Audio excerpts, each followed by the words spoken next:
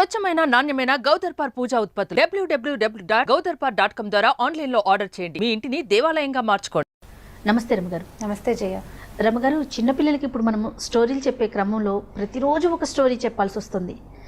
ఇక మా పాప అయితే రమగారు చిన్ని చిన్ని స్టోరీలు చెప్పొద్దమ్మా, రమాంటిని అడిగి పెద్ద పెద్ద స్టోరీలు చెప్పించుకో, ఎక్కువసేపు స్టోరీలు చెప్పు, లేదంటే రోజుకి 2 స్టోరీలు చెప్పని అడుగుతుంది. బహుశా మదర్స్ అందరు ఇదే ఫేస్ చేస్తున్నారేమో అనిపిస్తుంది నాకు కూడా. కొంతమంది అలా మీరు చెప్పే కథలు మా పిల్లలకి చెప్తున్నాం అంటే పిల్లలే డైరెక్ట్ గా ఈ ప్రోగ్రామ్ చూడరు కదా, తల్లులు చూస్తారు. ఈ కథని అంటే కొంతమందికి కథలు చెప్పే ఆసక్తి ఉంటుంది, పిల్లలు కూడా వినే ఇంట్రెస్ట్ ఉంటుంది. మీ అమ్మాయి లాగా కనపడ్డప్పుడల్లా కథ అడుగుతుంటుంది. కొంతమంది వింటారు కదా, ఇంట్రెస్ట్ ఉండే పిల్లలకి చెప్పచ్చు. ఆల్మోస్ట్ అంటే ఇదేదో మనం చేసే దీని వల్ల కాకపోయినా ప్రతి తల్లి కూడా ఇది ఫాలో అవుతూనే ఉండుండొచ్చు బహుశా ఇంతకు ముందు నుంచి కూడా. ఈ స్టోరీ చెప్పటం అనేది ఏదో తనకు తెలిసిన ఒక కథ చెప్పటం అనేది. సో అందులో భాగంగా రమగారు ఈరోజు ఏదైనా ఒక మంచి కథ చెప్పను. అందులో మనకి విక్రమార్కుడు, బేతాళుడు ఇలాంటి స్టోరీలు అంటే పిల్లలు చాలా ఇంట్రెస్ట్ చూపిస్తారు. వీటికి సంబంధించి ఏదైనా ఒక స్టోరీ చెప్తారా? చెప్తాం. అయితే విక్రమార్కుడు బేతాళ్, మనకి విక్రమ్ బేతాళ్ బాగా ఫేమస్ కదా. అవును. విక్రమ్ బేతాళ్ కథలేమో ఒక 28 కథలు, అది ప్రత్యేకమైన సిరీస్. అలా కాకుండా విక్రమార్కుడికి సంబంధించిన కథని చెప్తాం. విక్రమార్కుడికి ఏంటంటే ఆయన రాజు అయిన తర్వాత ఆయనకి దీనికి ముందు నేనేమిటి, నేను ఇప్పుడు రాజుని, నేను ఇప్పుడు విక్రమార్కుడిని, ఈ విక్రమార్కుడిగా పుట్టడానికి ముందు నేనేమిటి అని తెలుసుకోవాలని ఉండేదట. ఓకే. ఇప్పుడు ఎవరైనా మనం ఇప్పుడున్నాము, దీనికి ముందు మనం ఏమిటి లేదా దీని తర్వాత మనం ఏమిటి అనే జిజ్ఞాస మనుషులకు సహజంగా ఉంటుంది. మిగిలిన రకరకాల వ్యవహారాల్లో పడి అవన్నీ జ్ఞాపకం చేసుకోరు, పెద్దగా ఆలోచించరు. రాజు కదా ఈయన, పూర్తిగా అంతా సామ్రాజ్యం సుస్థిరంగా అయిపోయాక ఏదో ఒక తోచక ఆలోచిస్తూ ఆయనకి నా ముందు జన్మలో నేనేమిటో తెలుసుకోవాలి అని అందరినీ అడగటం మొదలుపెట్టాడు. అయితే ఏమైంది, కొన్ని రోజులు ఇలా ప్రశ్నించాడు. ఏ జ్యోతిష్యుడు వచ్చినా ముందు జన్మలో ఏమిటి నేను అని అడుగుతూ ఉండేవాడు. అడగ్గా కొన్నాళ్ళకి ఏమైంది, ఈయనకి మంత్రి ఉన్నాడు భట్టి, ఈయన తమ్ముడే. ఆ భట్టి ఏమన్నాడంటే ఇలా కాదు, మీకు తెలుసుకోవాలని ఉంది కదా అని రాజ్యంలో ప్రకటించాడు. విక్రమార్క మహారాజు తాలూకు ముందు జన్మ ఏమిటో చెప్పగలిగిన వాడికి గుమ్మడికాయ ఇంత బంగారం ఇస్తామని. ఓకే, వచ్చేసారు అందరూ. అప్పుడు దాని వెనకాల కింద ట్యాగ్ లైన్ రాశారనమాట ఇంకొకటి, అబద్ధం చెప్పిన వాడికి శిరచ్ఛేదం చేస్తాము, తప్పు చెప్తే శిరచ్ఛేదం చేస్తాము. ఇప్పుడు వాడు ఏదో చెప్పాడు, అది తప్పో రైటో మనకు ఎలా తెలుస్తుంది? కానీ జనాలు భయపడతారు కదా. భయపడి ఏం చేశారు, వచ్చిన జనాలు సగం మంది వెనక్కిపోయారు. కొంతమంది కొద్దిగా ట్రై చేయబోయి ఈ భట్టిని, ఆయన కత్తిని చూసేసరికి జనాలు బెదిరిపోయారు, తగ్గిపోతే రోజులు గడుస్తుంటే ఎవరు రావటల్లా. ఈ రాజుగారు రోజు ఈ భట్టిని ఏం చేసావు, ఏమిటి నా సంగతి చెప్పు, నాకు నిద్రలో కూడా అదే కళ వస్తుంది అంటుండేవాడు అనమాట. నిద్రపోతే ఏవో కనపడుతున్నాయట, ఆ కనపడుతున్నది ఏమిటో నాకు క్లారిటీ లేదు, నువ్వు కనుక సరిగ్గా కనుక్కొని చెప్తే దాన్ని కనెక్ట్ చేసుకుంటాను అనేవాడు. ఇది తోచక చేసే పనే నిజానికి, కానీ ఆయనకు ఆసక్తి ఉంది రాజుగారు. సరే ఏమైంది, ఆ రాజ్యంలో ఒక శంకర్ భట్టు అని ఒక బ్రాహ్మడు ఉన్నాడు. ఆయనకి పాపం అసలు డబ్బులు లేవు, ఆయన చాలా బీదవాడైతే ఈ చాటింపు విన్నాడు, గుమ్మడికాయ ఇంత బంగారం ఇస్తారు అని. ఆ గుమ్మడికాయ ఇంత బంగారం తీసుకురావచ్చు కదా, నువ్వు కూడా జ్యోతిష్యం చదువుకున్నావని భార్య రోజు పోరేది ఆయన్ని. అయితే దాని వెనకాలన కిందున్న ట్యాగ్ లైన్ చూస్తే ఆయనకి భయంగా ఉంటూ ఉండేది. అయితే కొన్నాళ్ళు ఇలా అనగా ఆలోచించి ఏమనుకున్నాడంటే, ఏమవుతుంది, ఇవాళ కాకపోతే రేపొద్దునైనా మరణం తప్పదు మనిషి అన్నవాడికి, కాబట్టి అబద్ధం చెప్పో ఇంకోటి తెలుసుకునో ఏదో విధంగా ఇది రాజుగారి సంగతి చూడాలని అనుకున్నాడు. ఇప్పుడు రాజుగారి పూర్వజన్మ వృత్తాంతం తెలుసుకోవాలంటే ఎలా, ఏం చెయ్యాలి? ఇప్పటి కాలంలో అయితే మనం ఇంటర్నెట్లో వెంటనే కొట్టేస్తాం, గూగుల్ చేసేస్తాం కదా, గూగుల్ అని గూగుల్ చేసేస్తాం. వాళ్ళకి గూగుల్ ఏంటంటే ఆ రోజుల్లో ఏదైనా తపస్సు చేయటం, ఏదైనా గుళ్ళోకి వెళ్ళి ఏ దేవుడినో దేవతనో ప్రార్థించి అమ్మ నాకు ఇది కావాలంటే చేస్తుంది దేవత. ఈయన ఏం చేశాడు, ఈ అవంతి నగరం, ఈ ఉజ్జయిని నగరానికి చాలా దూరంలో ఒక పాత కాళికాదేవి గుడి ఉందట. ఆ గుడికి వెళ్దామని బయలుదేరి ఏం చేశాడు, ఆ గుడికి వెళ్ళి ఆ కాళికాదేవిని కనుక మెప్పిస్తే ఆవిడ మనం అడిగిన పని ఏదో చేసి పెడుతుంది. ఈ రాజుగారి సంగతి ఆవిడని కనుక్కోవచ్చు అని చెప్పి, పైగా ఆ రాజుగారికి పూర్వం ఈ కాళికాదేవి గుడితో సంబంధం ఉంది అంచేత వెళ్ళేసరికల్లా ఏమైంది, ఈ నడిచే దారిలో కాళికా ఇప్పటిలాగా మ్యాపులు ఏమున్నాయి, ఏదో ఒక అందాజుగా వెళ్ళేవాళ్ళు. ఈ వెళ్ళే దారిలో ఆయన దారి తప్పిపోయి ఏదో బాగా గుబురుగా ఉన్న ఒక తోటలోకి ఎంటర్ అయ్యాడు. చీకటి పడిపోతే ఈయన ఏం చేశాడు, రాత్రి అయిపోయింది, ఈ పూటకి ఇక్కడ పడుకుందాం, రేపు తెల్లారాక అప్పుడు చూద్దాం అంటే వెళ్ళే దారిలో కొన్ని ఊళ్ళు కనపడాలని లెక్క ఉంది. ఊళ్ళేవో కొన్ని కనపడ్డాయి, కానీ ఎక్కడ దారి తప్పిపోయాడో అడవిలోకి ప్రవేశించేశాడు. ఈ గుబురుగా ఉన్న చెట్ల ఉన్న ఈ వనంలోకి ప్రవేశించి ఆ రాత్రి పడుకుందామని ఓ చెట్టు ఎక్కి పడుకున్నాడు. పడుకునేసరికల్లా 12 ఏమో అయింది. అర్ధరాత్రి అయ్యేసరికల్లా డమ డమ డమ డమ అని పెద్ద పెద్ద చప్పుళ్ళు వినపడుతున్నాయి. ఏదో డమరకం లాంటిది మోగుతోంది. చుట్టూతా మొత్తం అంతా వనమంతా కాంతివంతంగా అయిపోయింది. అయ్యేసరికి ఇతను ఇదేమిటి దాక్కున్న చోట దయ్యాలు వచ్చినట్టు, నేనేదో రాత్రి పడుకుందామని ఇక్కడ పడుకుంటే ఇలా వచ్చింది ఏమిటా అని చూసేసరికల్లా పెద్ద వాయిద్యాలతోటి శివుడు పార్వతి తిరుగుతున్నారట వనంలో, శివపార్వతులు ఇద్దరు. అప్పుడు ఈయన ఏమనుకున్నాడంటే, ఓహో వీళ్ళు విహారార్థం వచ్చి ఉంటారు దేవతలు అని చెప్పి ఆ చూస్తూ ఉండగా దబ్బుమని పట్టు దబ్బి ఆ చెట్టు మీద నుంచి కింద పడిపోయాడు. పడేసరికల్లా ఈ ప్రమథగణాల్లో కొంతమంది వీడిని పడిన వాడిని మానవుడు వీడెవడని వాడిని పట్టుకున్నారు. పట్టుకుని శివుడి దగ్గరికి తీసుకెళ్ళారు. ఆయన ఏమన్నాడంటే, ఇది నువ్వు దారి తెప్పి వచ్చావు కానీ మారేడు వనమట అది. ఓహో, మాకు మారేడు చెట్లు ఇష్టం, శివుడికి మారేడు దళాలు ఇష్టం కదా. ఆ మారేడు వనాలు ఎక్కడుంటాయో అక్కడ సంచరిస్తారట రాత్రిపూట. ఇవాళ మేము ఇక్కడికి వచ్చాము, ఏమిటి నాయన నీ సంగతి అని కనుక్కున్నాడు. కనుక్కొని ఆయన పెద్దగా కనుక్కోకపోయినా శివుడు సర్వాంతర్యామి, ఆయనకి తెలుస్తాయి కదా. ఏమన్నాడంటే, నీ గుమ్మడికాయ ఇంత బంగారం లభిస్తుంది, ఎందుకంటే నువ్వు అనుకోకుండా శివదర్శనం చేసావు. ఈ శివదర్శనానికి ముందు నువ్వు చెట్టెక్కి మారేడు దళాలు, చెట్టెక్కేటప్పుడు ఓ చెట్టెక్కుతుంటే ఆకులు కొన్ని రాలుతాయి కదా, ఆ కింద ఒక శివలింగం ఉంది, ఆ శివలింగం మీద పడ్డాయి ఇతను కోసినటువంటి మారేడు దళాలు ఇతను చేయి వల్ల. అందుకని నీకు పుణ్యఫలితం లభిస్తుంది నాయన. కాబట్టి నువ్వు ఒక పని చెయ్యి, ఈ రాజు దగ్గరికి వెళ్ళు. వచ్చే అమావాస్య నాడు, రేపు అమావాస్య నాడు శివుడిని రాజుగారిని శివపూజ చేసుకుని పువ్వులు అక్షింతలు పట్టుకుని ఈ ఊరికి ఉత్తరం వైపు ఉన్నటువంటి ఒక పల్లెటూరు పేరు చెప్పాడు, రామాపురం కృష్ణాపురం ఏదో ఊరు చెప్పాడు. ఆ ఊళ్ళో ఒక కుమ్మరివాడు ఉన్నాడు. వాళ్ళ ఇంట్లో మట్టితో చేసిన ఒక గుడ్డి ఎద్దుబొమ్మ ఉంది. మట్టితో చేశాడు, కళ్ళు లేవు, అంటే ఎద్దుబొమ్మ చేశాడు, దానికి కళ్ళు పెట్టాల పొరపాటున. ఆ బొమ్మ దగ్గరికి వెళ్ళి ఆ బొమ్మ మీద అక్షింతలు పువ్వులు వేసి తన గురించి అడగమని చెప్తుందన్నాడు.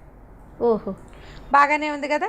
ఇంతలో సూర్యోదయం బ్రాహ్మీ ముహూర్తం అయిపోయింది. శివపార్వతులు అందరూ మాయమైపోయారు. వీడు తెల్లారేదాకా ఈ బ్రాహ్మడు అక్కడ పడుకుని పొద్దున్నే లేచి రాజుగారి దగ్గరికి వెళ్ళాడు. మళ్ళీ ఇదంతా వచ్చిన నడకంతా మళ్ళీ వెనక్కి నడిచాడు. వెంటనే చేరలేదులేండి, 2-3 రోజులకి చేరాడు. బట్టి దగ్గరికి వెళ్ళాడు. అయ్యా, రాజుగారి పూర్వజన్మ రహస్యం నాకు తెలిసిపోయిందండి, నేను చెప్తాను, నన్ను రాజుగారి దగ్గరికి తీసుకెళ్ళమన్నాడు. తీసుకెళ్ళమంటే సరే తీసుకుపోయారు. తీసుకెళ్తే ఈయన ఏమన్నాడంటే, రాజా ఇప్పుడు ఇంకా పౌర్ణమి నడుస్తోంది, పౌర్ణమి రోజుల్లోనే ఈయన చూశాడు శివుణ్ణి. అమావాస్య నాడు శివ పూజ చేసి, పూజ చేసిన అక్షింతలు పువ్వులు పట్టుకుని ఈ ఊరికి ఉత్తరం వైపు ఉన్నటువంటి అక్కడ రామకృష్ణాపురం అనే ఊరికి వెళ్ళి అక్కడ ఒక కుమ్మరివాడు ఉన్నాడు. వాళ్ళ ఇంట్లో ఒక గుడ్డి ఎద్దు బొమ్మ ఉంది, మట్టితో చేసింది. ఆ బొమ్మ మీద అక్షింతలు చల్లు, నీ సంగతి కనుక్కో, అది నీకు చెప్తుంది అన్నాడు. సరే రాజుగారు ఇది పెద్దగా నమ్మశక్యం కాలేదు. బ్రాహ్మణుడు చూస్తే బీదగా ఉన్నాడు. సరే దీని సంగతి ఏమిటో చూద్దామని ఈ 15 రోజులు ఈ బ్రాహ్మణ్ణి పోషించండి, ఇక్కడే ఉంచుకుని 15 డేస్ తర్వాత ఈ అమావాస్య వచ్చాక అక్కడ ఏదో విషయం తేలాక అప్పుడు వీటి సంగతి చూద్దామన్నారు. సరే బ్రాహ్మణ్ణి పోషించడం అంటే ఏమిటి, వాడికి చక్కగా ఇబ్బడి ముబ్బడిగా అన్నీ ఇచ్చి ఇంటికి పంపించారు. ఇంటి దగ్గర 4 సైనికుల్ని కాపలా పెట్టారు. ఇంటికి 10 హాయిగా తిన్నారు. ఈ 15 రోజులు 15 రోజులు గడిచాయి. ఈ రాజుగారు ఏం చేశాడు, అమావాస్య నాటి రాత్రి చీకటి పడ్డాక ప్రదోషకాలంలో అంటే చంద్రోదయం అవదు కానీ చంద్రోదయ వేళకి పూజ చేసుకున్నాడు. శివ పూజ చేసి అక్షతలు పువ్వులు పుచ్చుకుని ఆ రామకృష్ణాపురం రథం వేసుకుని అక్కడికి వెళ్ళాడు. వెళ్తే ఒక కుమ్మరివాడి ఇంటికి వెళ్ళాడు. ఆ ఇంట్లో ఒక పెద్ద సైజు ఎద్దు బొమ్మను.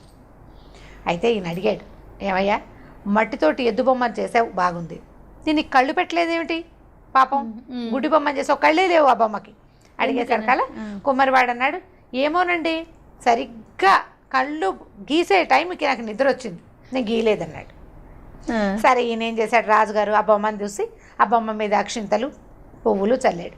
చల్లితే ఆ గుడ్డి బొమ్మ చటుక్కుని కళ్ళు వచ్చినాయి. దానికి కళ్ళు తెరిచింది, వలవలా ఏడుస్తుంది, కళ్ళలోంచి నీళ్లు కారుతున్నాయి బొమ్మకి.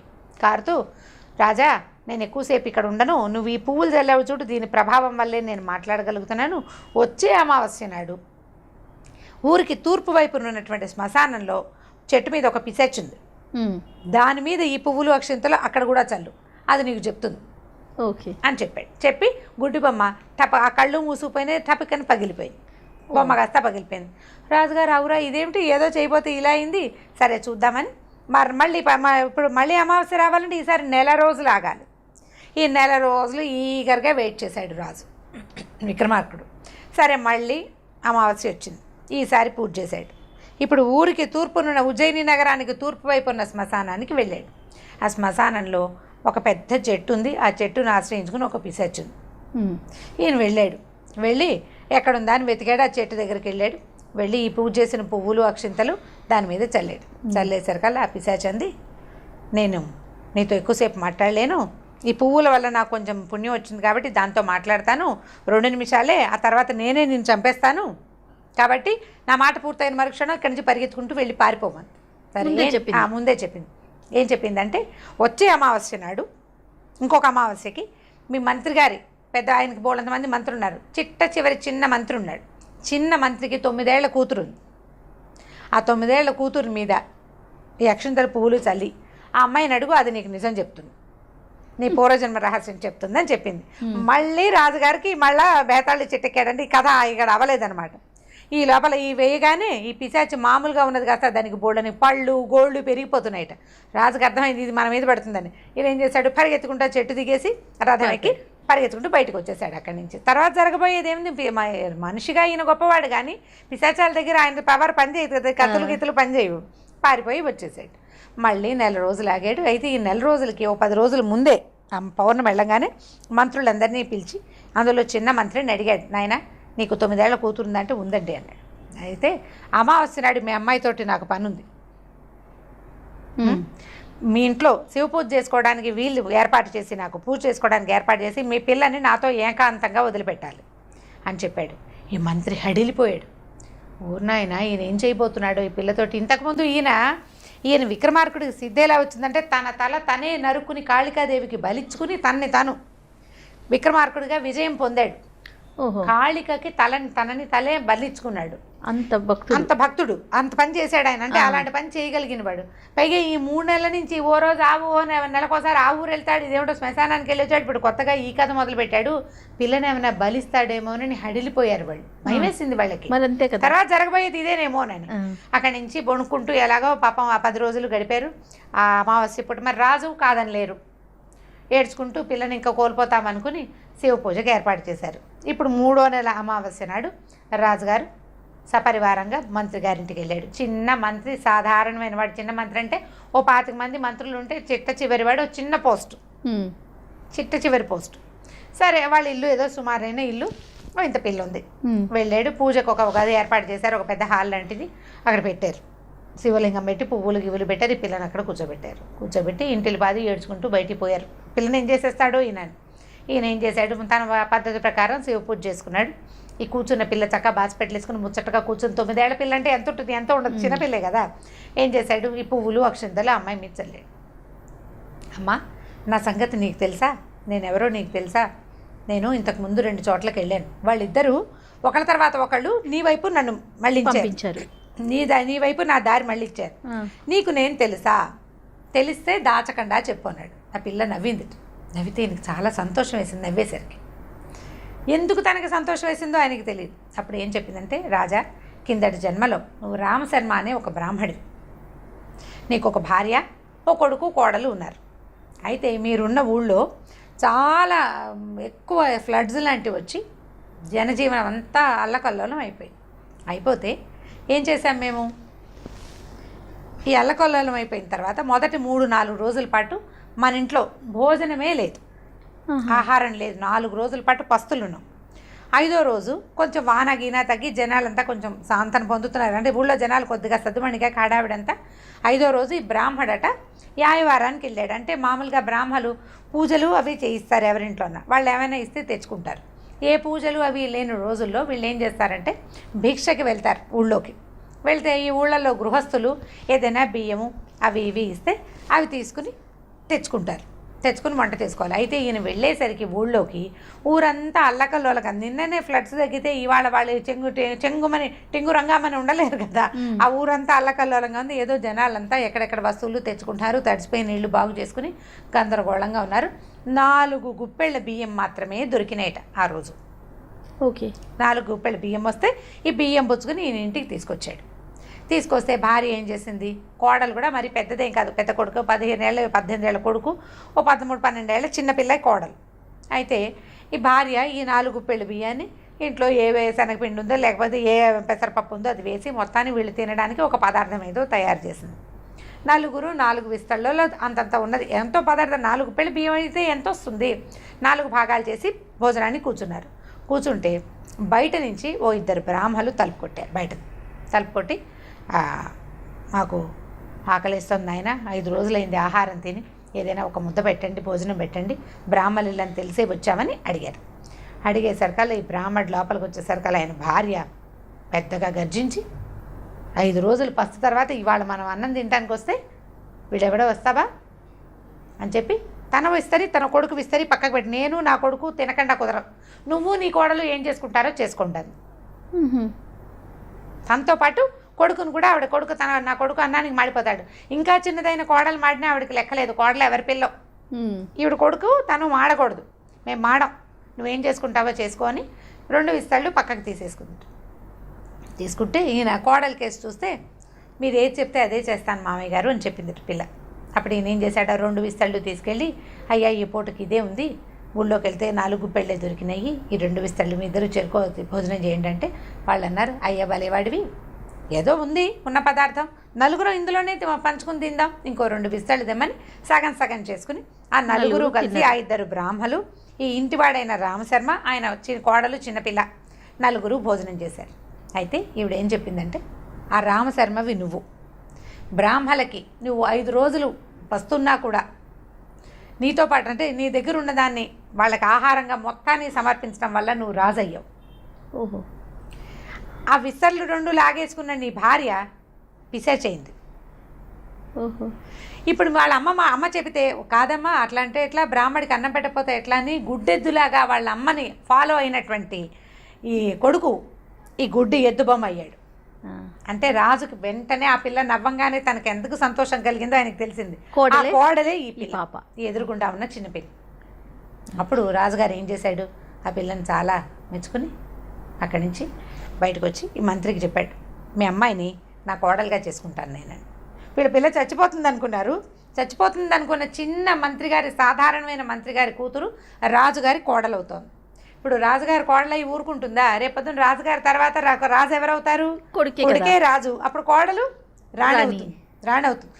తనకి వంతుకి వచ్చిన ఆహారాన్ని పెద్దవాళ్ళు ఏం చెప్తే అది చెయ్యాలన్న ఇంగిత ఉన్నందుకు ఆ అమ్మాయికి మరుసటి జన్మలో ఒక మంత్రి గారింట్లో పుట్టే అవకాశం వచ్చింది. అక్కడి నుంచి రాణి అయ్యే అవకాశం తనంతట తను ఏ ప్రయత్నం చేయకుండానే వెతుక్కుంటూ వచ్చింది.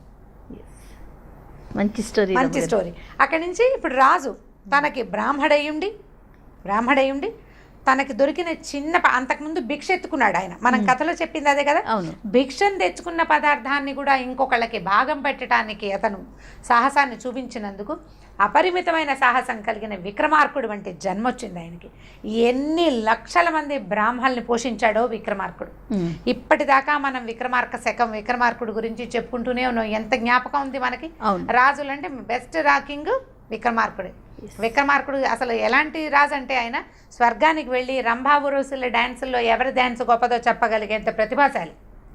ఈ ముందు జన్మలో చేసిన దానం వల్లే అతనికి ఇలాంటి జన్మ వచ్చిందని చెప్తారు. మన పురాణాల ప్రకారం మన హిందూ ధర్మంలో కూడా మనం ఏం చెప్తామంటే, ఇప్పుడు మనం ఏం చేస్తామో దాన ధర్మాలే మనం తర్వాతి జన్మకి క్యారీ అవుతాయి. అవి మనం ఇప్పుడు చేసే చెడుని మనం ఇప్పుడే అనుభవించాలి. ఒకటి తర్వాత జన్మలో కూడా అనుభవించాల్సే వస్తుంది. మంచికి ఫలితం ఇవాళ లేకపోయినప్పటికీ తర్వాత జన్మలో ఆ మంచికి ఫలితాన్ని ఖచ్చితంగా భగవంతుడు, ప్రకృతి ఆటోమేటిక్గా మనకి తీసుకొచ్చి చేసేస్తుంది అన్నమాట. ఈ విక్రమార్కుడి కథల్లో ఇది స్టార్టింగ్ స్టోరీ ఇలాంటి కథలు ఎన్ని ఉన్నాయో. చాలా మంచి కథలు ఉన్నాయి. ఈ కథ చెప్పండి మీ అమ్మాయికి. ఎవరెవరి పిల్లలకి ఈ కథలు ఆసక్తి ఉందో వాళ్ళందరికీ ఈ విక్రమార్కుడి కథల్లో భాగంగా. ఇది పెద్దగా జనబాహుళ్యంలో ఉన్న కథ కాదు. మామూలుగా మనకి విక్రముడు వేతాళుడు కథలే తెలుస్తాయి. సిరీస్ కూడా, టీవీ సిరీస్ కూడా ఉండేది. ఇవి సిరీస్లో లేని కథలు ఇలాంటివి కొన్ని ఉన్నాయి. ఇంకొకటి 2 మళ్ళీ చెప్దాం ఇంకొకసారి. Thank you so much Ramya గారు. ఓకే, చేయాలి.